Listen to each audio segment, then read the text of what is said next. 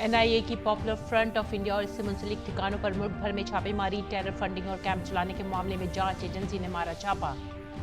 तमिलनाडु, तेलंगाना समेत 11 रियासतों में चल रही है छापेमारी। पीएफआई के चोटी के रहनुमा समेत 100 से ज्यादा कारकुनान गिरफ्तार। दाखिली सलामती से वाबस्ता आला अफसरान के साथ मरकजी वजीर दाखिला अमित शाह की अहम मीटिंग।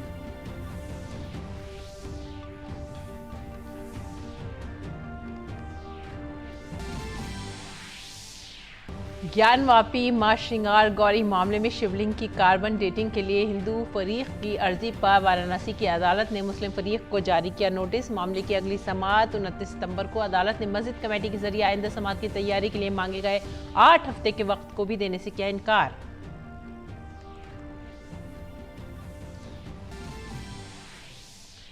नायब सदर जमहूरिया जगदीप धनखड़ गुवाहाटी के दौरे पर। लोक मंथन 2022 प्रोग्राम में हुए शामिल। कहा, आज मुल्क में मकालमा सिर्फ नशरियात नहीं बल्कि समाज तक मस्बत खबरें पहुंचाना है। असम के गवर्नर और वजीर आला भी प्रोग्राम में हुए शरीक।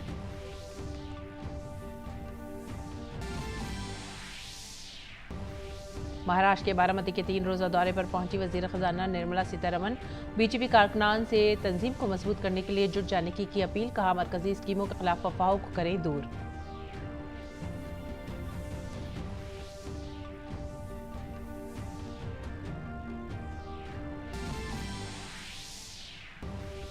कर्नाटक के चाप मामले में समाअत मुकम्मल। सुप्रीम कोर्ट ने महफूज रख का फैसला। जस्टिस हेमंत गुप्ता और जस्टिस सुधांशु धोलिया की बेंच ने 10 दिन तक की समाअत।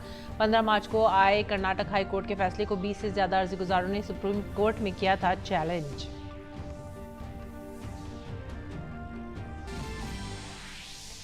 बैनुल-अक़वामी खबरों में अमरीकी फेडरल रिजर्व ने मुसलसल तीसरी मरतबा बढ़ाया 0.75% शरह सूद। फेडरल रिजर्व सरबराह जेरोम पावेल ने इजाफे को बताया मुनासिब। अमरीका में महंगाई की शरह आला तरीन सतह पर बरकरार। डॉलर मजबूत होने से भारत में रुपए पर बढ़ा दबाव। शुरुआती कारोबार में 80.28 की सतह पर पहुंचा।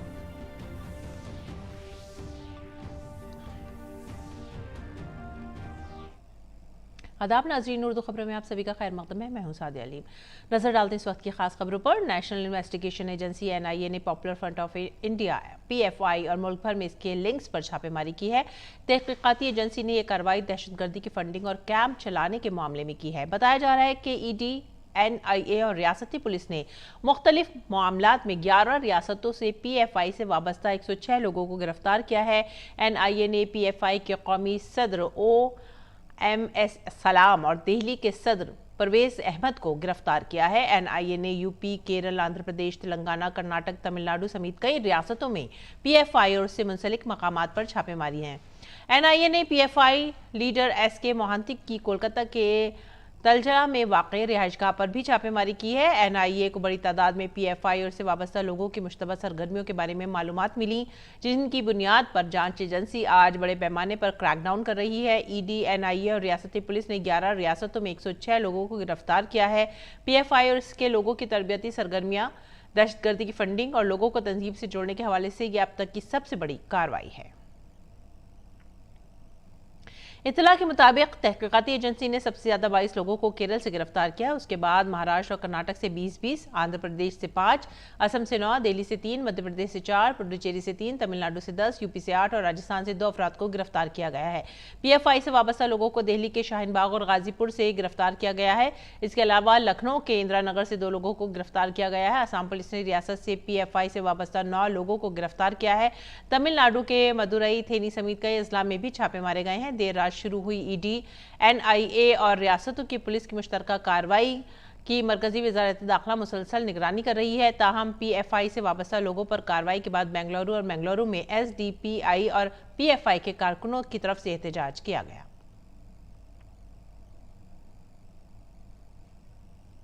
और इससे कबल 18 सितंबर को एनआईए ने आंध्र प्रदेश और तेलंगाना में 23 मकामात पर छापेमारी थे। ये छापेमारी कराटे तरबियती मरकज के नाम पर ममनुआ तंजीम पॉपुलर फ्रंट ऑफ इंडिया के ट्रेनिंग कैंप चलाने के मामले में की गई थी। एनआईए ने निजामाबाद, करनौल, गंटूर और नल्लौर जिले में छापेमारी की थी। इत्तला के मुताबिक एनआईए ने उन्हीं मकामात पर छापेमारी की जहां से दहशतगर्दाना सरगर्मियां चलाने की इत्तला मिली थी। और इस बीच महाराष्ट्र एटीएस ने पीएफआई से मुतालिक 20 मुलजमीन को गिरफ्तार किया है। एटीएस के जरिए आज औरंगाबाद, पुणे, कोल्हापुर, भीड़, परभणी, नांदेड़, जलगांव, जालना, मालेगांव, नवी मुंबई थाने और मुंबई में छापेमारी की गई। तमाम मुलजमीन को आईपीसी की दफा 121 ए, 153 ए, 109 और यूएपीए RWS 120B की दफा 13(1B) के तहत गिरफ्तार किया गया। इसी दरमियान एटीएस ने मालेगांव से पीएफआई ने नासिक जिला सदर मौलाना सफीर रहमान को भी हिरासत में ले लिया है।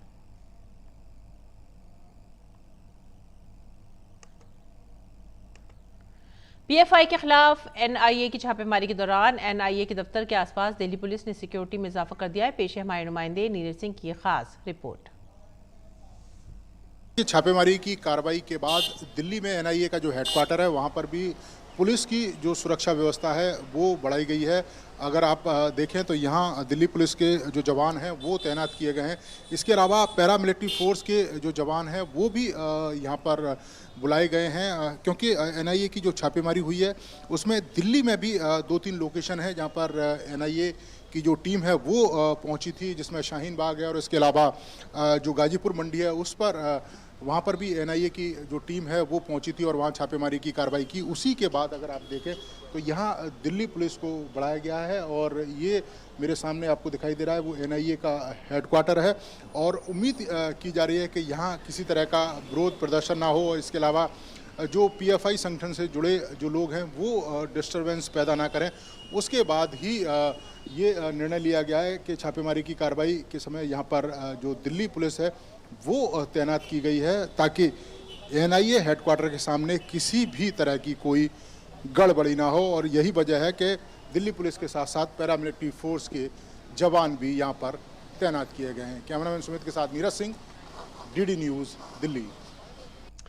मुल्क भर में दहशतगर्दी की माली मुआवनत के मामले में पीएफआई के ठिकानों पर हुई कार्रवाई पर मरकजी वजीर दाखिला अमित शाह ने मीटिंग की। इस मीटिंग में कौमी सलामती के मशीर, दाखिला सेक्रेटरी, एनआईए के डायरेक्टर जनरल समेत अफसरों ने शिरकत की। काबिल जिक्र है कि टेरर फंडिंग के मामले में एनआईए, ईडी और रियासती पुलिस की मुश्तरका टीमों ने 11 रियासतों में पीएफआई के ठिकानों पर छापेमारी की है।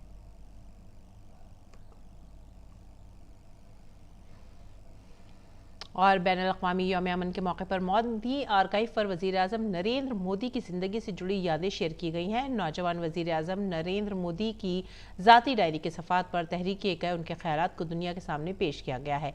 बैनुल-अक़वामी हम आहंगी और इत्तेहाद के बीच नौजवानी में ही पीएम मोदी की ज़िंदगी का नज़रिया और ज़ाती सोच का हिस्सा थे। इसका अक्स वज़ीर-ए-आज़म मोदी की तहरीर करदा ज़ाती डायरी के सफ़ात में वाज़ेह तौर पर नज़र आता है। वज़ीर-ए-आज़म ने लिखा है, हमारा शऊर है, हमारी फितरत है, कसरत में वहदत, वर्क कल्चर कुर्बानी ही नताइज देती है। तरीक़ाकार खुदा हम सब की हिफाजत करे, हम सब की मिलकर परवरिश और परवाख्त करे। कौमी ख्वाहिश में अपनी ज़िंदगी कौम के लिए वक्फ करता हूँ, ये मेरी नहीं है। आलमी विजन वसुदेव कुटुम्बकम, पूरी दुनिया एक ख़ानदान है। रिवायत है, चलते रहें, मुसलसल लगे रहें, नए ख़यालात को अपनाने के लिए तैयार रहें, मेहनत और काम करते रहें। ख्वाब है, हमारा ख्वाब है पूरी दुनिया खुश रहे। हमारा असूल, ना मैं रियासत चाहता हूँ, ना जन्नत की ख्वाहिश रखता हूँ, ना ही मैं दोबारा जन्म लेने की ख्वाहिश रखता हूँ। तवानाई है, मादरे वतन को सलाम, जिंदगी की ताकत है, 100 करोड़ हम वतन और हज़ारों साल की विरासत।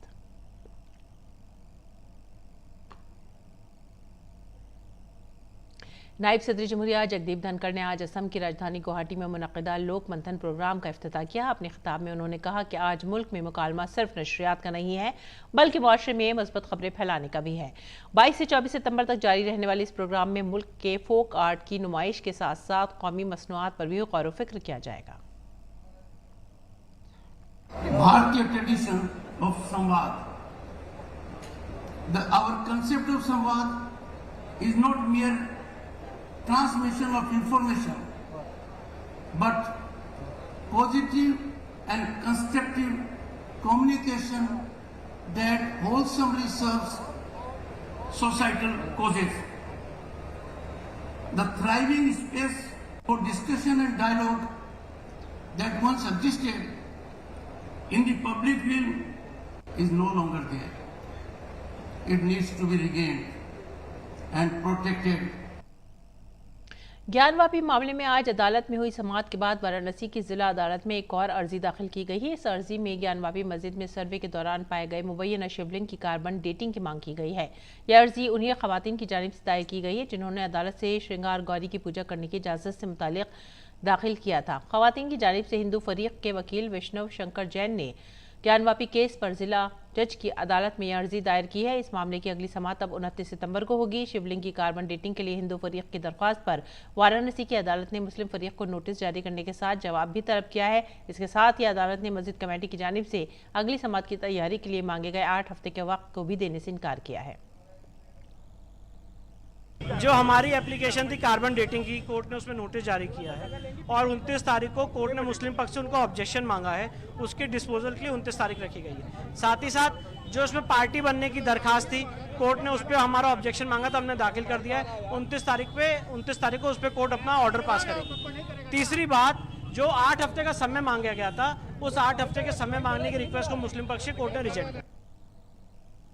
कर्नाटक में हिजाब पर पाबंदी के तनाज़े पर सुप्रीम कोर्ट ने अपनी समाअत मुकम्मल कर ली है। सुप्रीम कोर्ट ने इस मामले में अपना फैसला महफूज कर लिया है। जस्टिस हेमंत गुप्ता और जस्टिस सुधांशु धुलिया की बेंच ने 10 दिन तक समाअत की। 15 मार्च को आए कर्नाटक हाई कोर्ट के हुक्म को 20 से ज्यादा दरख्वास्त गुजारों ने सुप्रीम कोर्ट में चैलेंज किया था। कर्नाटक हाई कोर्ट ने अपने फैसले में कहा था कि तालीमी इदारे में ड्रेस कोड पर अमल करना जरूरी है और हिजाब पहनने की इजाजत नहीं होगी। अदालत ने यह भी कहा था कि इस्लाम में हिजाब जरूरी होने का कोई जिक्र नहीं है। बुध को कर्नाटक हुकूमत की जानिब से सुप्रीम कोर्ट में कहा गया कि रियासती हुकूमत ने हिजाब पर पाबंदी के तनाज़े में किसी भी मजहबी पहलू को नहीं छेड़ा है और ये पाबंदी सिर्फ क्लासरूम तक महदूद है। रियासती हुकूमत की तरफ से पेश हुए सॉलिसिटर जनरल तुषार मेहता ने पहले दलील दी थी कि नज़्म ज़ब्त और इत्तेहाद के लिए ड्रेस कोड का होना जरूरी है। इसके साथ ही इस बहस की मुखालफत करते हुए दरख्वास्त गुजार के वकील ने कहा था कि तलबा फौज के सिपाही नहीं है कि उनके लिए ड्रेस कोड की मुकम्मल पैरवी करना लाजमी हो। सुप्रीम कोर्ट ने इंडियन ओलंपिक एसोसिएशन के आइन और कामकाज में इस्लाहात के लिए सुप्रीम कोर्ट के रिटायर्ड जज एल नागेश्वर राव को मुकर्रर किया है। यूनियन के इंतखाब भी जस्टिस राव की निगरानी में होंगे। सुप्रीम कोर्ट ने यह हुक्म दिल्ली हाई कोर्ट के इंडियन ओलंपिक एसोसिएशन के मामलात को कमेटी ऑफ एडमिनिस्ट्रेटर्स को सौंपने के हुक्म को चैलेंज करने वाली एक अर्जी की समाअत के बाद दिया। और अगली खबर, वजीर दिफा राजनाथ सिंह की मौजूदगी में एनसीसी और अक़वाम मुत्तहिदा के माहौलियाती प्रोग्राम ने दिल्ली में पनीत सागर अभियान को आगे बढ़ाने के लिए एक मफाहमतनामे पर दस्तखत किए हैं। ये मुहिम एनसीसी ने साहिलों से प्लास्टिक और दीगर तरह के कचरे को हटाने के लिए शुरू की है। और मरकजी वज़ीर ख़ज़ाना और senior BJP leader Nirmala Sitharaman ने अपने महाराष्ट्र के दौरे के दौरान बारामती में पार्टी कारकुनों और दीगर ओहदेदारों से मुलाकात की। कारकुनों से खिताब करते हुए उन्होंने कहा कि पार्टी को मजबूत करने की हर मुमकिन कोशिश करें। सीतारमन ने कहा कि यहाँ पार्टी कारकुनों को अर्जुन की तरह बेलोस होकर इंतखाबी मैदान में उतरना होगा। उन्होंने कहा कि जो अमेठी में हो वो बारामती में भी हो सकता है और यहाँ के लोगों को इस ताल्लुक से बिल्कुल नहीं डरना चाहिए। आरएसएस के सरबराह मोहन भागवत ने आज दिल्ली के कस्तूरबा गांधी मार्ग पर वाक़ई मस्जिद में चीफ इमाम डॉक्टर इमाम उमर अहमद इलियासी और दीगर मुस्लिम रहनुमाओं से मुलाकात की। आरएसएस के अखिल भारतीय प्रचार प्रमुख सुनील आंद्रेकर ने बताया कि सर सिंह चालक समाज के हर तबके के लोगों से मिलते रहते हैं। एक मुसलसल जारी रहने वाला मामूल के मुताबिक मज़ाकराती अमल है। चंडीगढ़ में रियासती हुकूमत के खिलाफ एहतजाज करने के लिए पंजाब के वजीर आला भगवंत मान की रिहाइश गाह की तरफ मार्च करने वाले बीजेपी कारकुनों पर पुलिस ने वाटर कैनन का इस्तेमाल किया। ये वाकया उस वक्त पेश आया जब हुक्मरान जमात आम आदमी पार्टी के अरकान असेंबली ने पंजाब के गवर्नर के जरिए एतमाद की तहरीक पेश करने के लिए असेंबली का खुसूसी इजलास बुलाने के लिए पंजाब के गवर्नर की मंजूरी वापस लेने के लिए अपना एहतजाजी मार्च शुरू किया। उसके खिलाफ पंजाब बीजेपी के कारकुनों ने एएपी हुकूमत के खिलाफ नारे लगाए और वजीर आला की रिहाइशगाह की तरफ मार्च किया, लेकिन पुलिस ने उन्हें रास्ते में ही रोक दिया। भारतीय जनता पार्टी के सदर जगत प्रकाश नड्डा तमिलनाडु के 2 रोज़ा दौरे पर है। जेपी नड्डा ने तमिलनाडु के मदुरई में एक जलसे से खिताब करते हुए कहा कि हमारी पॉलिसियां किसान, गरीब खवातीन और नौजवानों के मफाद में रही हैं। Our policies have also been pro-poor,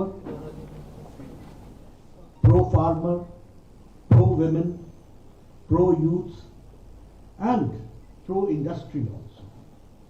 So we have taken care in a holistic manner. The development has taken place in a holistic manner.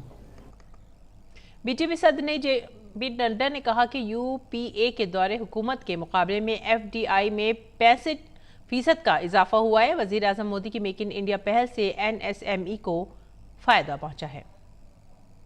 If I talk about MSME sector, I can say that the manufacturing output is between 35 to 38% increase.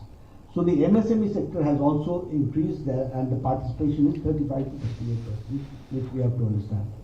The American Express survey pointed out that it was 83% MSME have benefited from the Prime Minister Make in India initiative. So 85% people have been benefited because of this Make in India initiative. JP Nadda ने कहा कि पिछले 8 वर्षों में 32,000 गैर ज़रूरी तामीलात को ख़त्म कर दिया गया। हमने लाइसेंस को दूर और ख़त्म कर दिया है। In last 8 years, you will be happy to note that 32,000 needless compliances have been removed. 32,000. That means you can understand what type of paperwork must be there and what type of hindrances and clearances and license raj must have been there. And now we can say with confidence that 32,000 compliances have been removed only to bring peace to the whole to the economic world. अगली खबर, सकावत की वजीर ममलिकत मीनाक्षी लेखी ने आज एक press conference में UNESCO की तरफ से दुर्गा पूजा को सकाफती विरसा करार दिए जाने के बारे में जानकारी दी। उन्होंने कहा कि वजीर आजम नरेंद्र मोदी की क़यादत में भारत सरकार ने दिसंबर 2021 में यूनेस्को में दुर्गा पूजा को नामजद कराया था। आज हम सब खुश हैं कि भारतीय सकाफत और विरसे की अलामत दुर्गा पूजा को दुनिया के एक मुअज़्ज़ज़ इदारे ने सकाफती विरसा करार दे दिया है। दुर्गा पूजा को विश्व धरोहर की सूची में शामिल किया गया है। भारत के लिए एक बड़ी उपलब्धि है और इस समय हमारे साथ बात करने के लिए विदेश और संस्कृति राज्य मंत्री मीनाक्षी लेखी जी हैं। मीनाक्षी जी, एक बड़ी उपलब्धि है, लेकिन इस पूरी प्रक्रिया को समझना चाहेंगे, किस तरीके से आपने ये उपलब्धि हासिल की?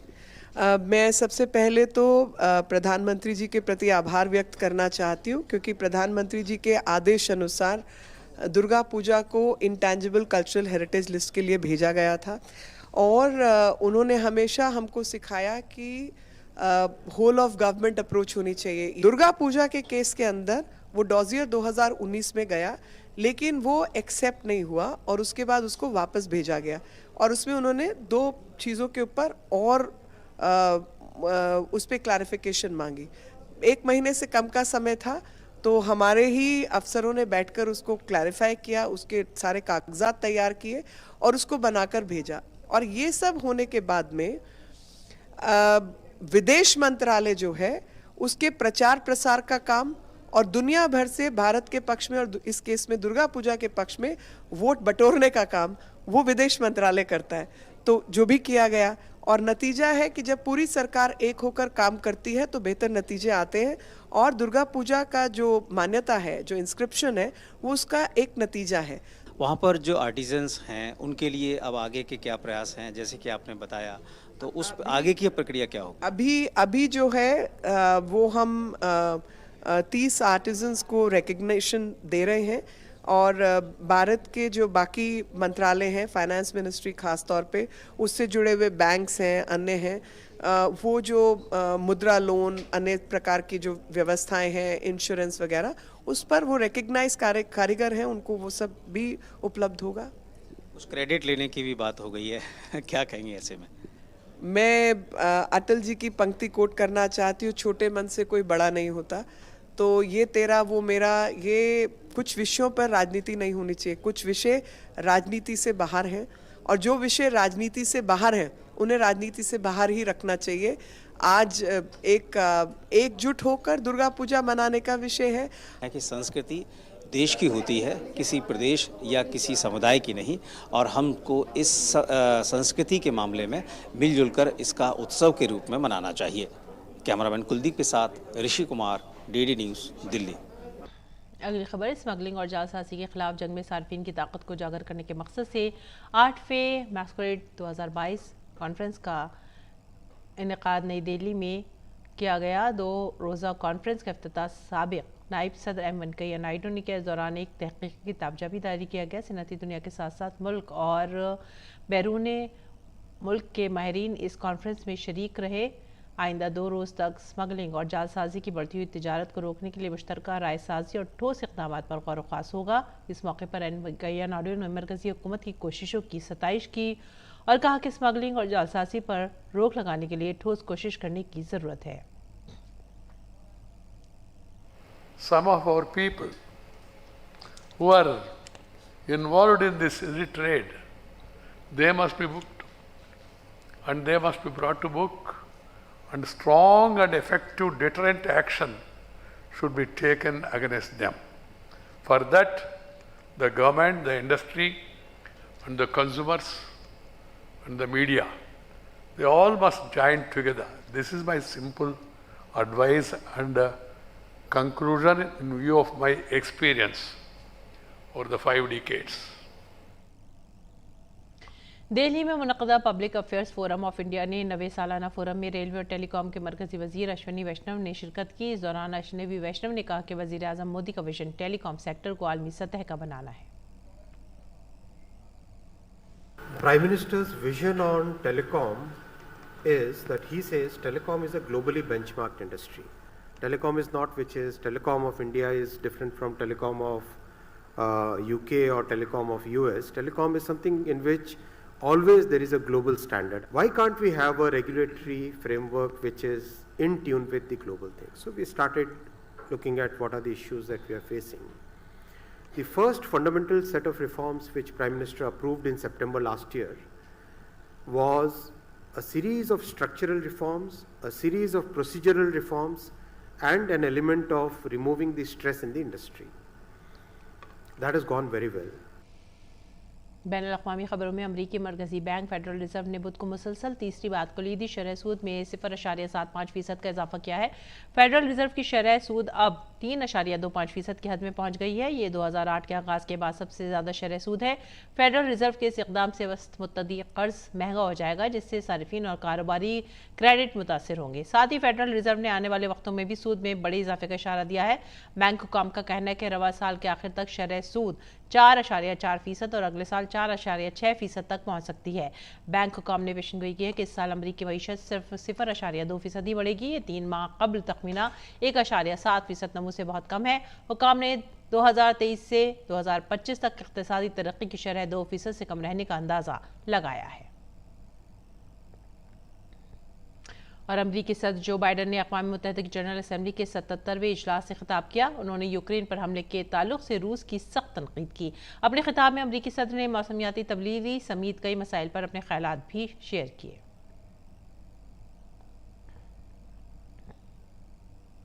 रूसी सदर व्लादिमीर पुतिन ने यूक्रेन में फौरी तौर पर 3 लाख रिजर्व फौजी भेजने का ऐलान किया है। पुतिन ने कहा है कि मुल्क को खतरे की सूरत में अपने लोगों की हिफाजत के लिए तमाम दस्तियाब ज़राए इस्तेमाल करेंगे।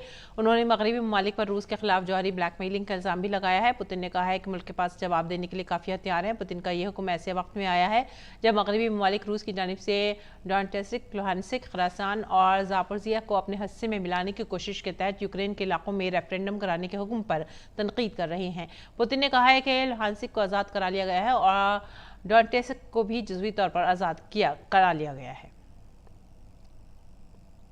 यूक्रेन के सदर व्लादिमीर ज़ेलेंस्की ने रूस के खिलाफ बैनुल-अक़वामी सतह पर फिर से इंसाफ की अपील की है। उन्होंने कल अक़वाम मुत्तहिदा से ख़ुसूसी ट्राइब्यूनल का मुतालबा किया। ज़ेलेंस्की ने अक़वाम मुत्तहिदा की जनरल असम्बली को रिकॉर्डेड वीडियो के जरिए से खिताब करते हुए यूक्रेन खित्ते की चोरी और हज़ारों अफराद को मारने के लिए रूस को मुनासिब सज़ा देने का मुतालबा किया। उन्होंने सज़ा के तौर पर माली जुर्माने सिक्योरिटी काउंसिल में वीडियो का इख्तियार छीनने का भी मुतालबा किया। बरतानिया की वज़ीर आज़म लिज़ ट्रस ने कल न्यूयॉर्क में जारी अक़वाम मुत्तहिदा की जनरल असम्बली में यूरोपीय यूनियन की सदर उर्सुला वॉन डेर लेyen के साथ 2 तरफ़ा बातचीत की। दोनों रहनुमाओं ने रूस के हज़ारों फौजियों को यूक्रेन में जंग के लिए भेजने के लिए सदर व्लादिमीर पुतिन के फैसले की मजम्मत की। उन्होंने रूस के इस कदम को कमज़ोरी की अलामत करार दिया। इसके साथ ही उन्होंने ये भी कहा कि यूक्रेन पर रूस का हमला नाकाम हो रहा है। और इसके साथ वक्त हो गया आप सभी से विदा लेने का। आप हमारी पूरी टीम को दीजिए इजाज़त। आदाब।